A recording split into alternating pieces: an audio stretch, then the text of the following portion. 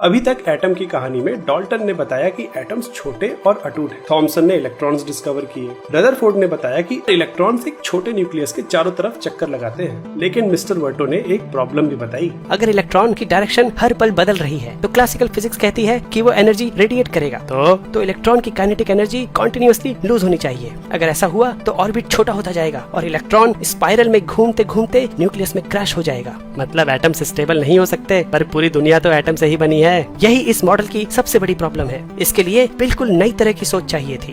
वो आई एक डैनिश वैज्ञानिक के दिमाग में। अगला स्टॉप है गोलू और मिस्टर वर्टो की टाइम मशीन नील्स बोर की लैब में पहुंची। मिस्टर बोर, ये गोलू है, आपके एटम के मॉडल को समझना चाहता है। मेरे मॉडल को? अभी तो मैंने पेपर पब्लिश भी नहीं किया। तुम लोग आए कहाँ से? प्लीज मिस्टर बोर सर, मुझे अपने स्कूल के एग्जीबिशन के लिए एटम का मॉडल प्रेजेंट करना है। रदरफोर्ड सर का मॉडल एटम की स्टेबिलिटी एक्सप्लेन नहीं कर पाया। रदरफोर्ड मेरे टीचर हैं और उनका काम बहुत इम्पोर्टेंट है, पर हाँ, उनका मॉडल एक चीज एक्सप्लेन नहीं कर पाया जो मेरा मॉडल कर सकता है। बोर ने एक लैंप चलाया और प्रिज्म के सामने रख दिया। ये देखो, व्हाइट लाइट को प्रिज्म से पास करो तो पूरा स्पेक्ट्रम मिलता है, जो कि है एक कॉन्टिन्यूअस स्पेक्ट्रम। लेकिन जब हम सोडियम लैंप की लाइट को पास करते हैं, अरे सिर्फ 2 पीली लाइंस, बाकी सारे रंग कहाँ गए? हाँ, और हर एलिमेंट की अपनी अलग लाइंस है, बिल्कुल फिंगरप्रिंट्स की तरह। पर इसका एटम की स्टेबिलिटी से क्या लेना देना? अगर एटम सिर्फ कुछ ही फिक्स्ड वेवलेंथ्स की लाइट एमिट कर रहे हैं, तो क्या इलेक्ट्रॉन भी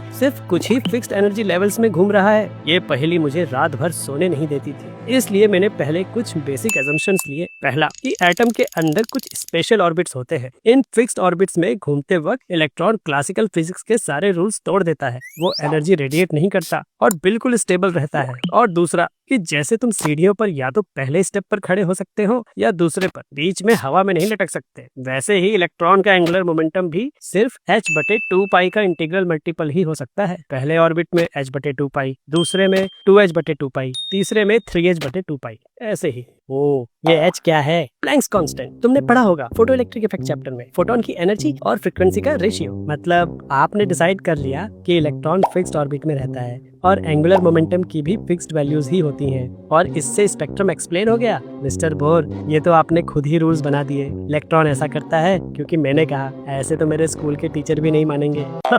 ग्रेट ऑब्जर्वेशन। साइंस में सिर्फ कहना काफी नहीं होता। इसलिए मेरे मॉडल से अगर हाइड्रोजन स्पेक्ट्रम की सारी लाइंस एग्जैक्टली एक्सप्लेन हो जाए तो काम हो जाएगा। अगर मेरे बेसिक असम्पशन सही हैं, तो हाइड्रोजन एटम के ऑर्बिट्स का एनर्जी डिफरेंस उसी वेवलेंथ के फोटोन की एनर्जी के बराबर होगा जो हाइड्रोजन स्पेक्ट्रम की लाइंस में है। तो फिर देर किस बात की, करके दिखाएं। जरूर, लेकिन उसके लिए थोड़ी मैथमेटिक्स करनी पड़ेगी। तैयार हो?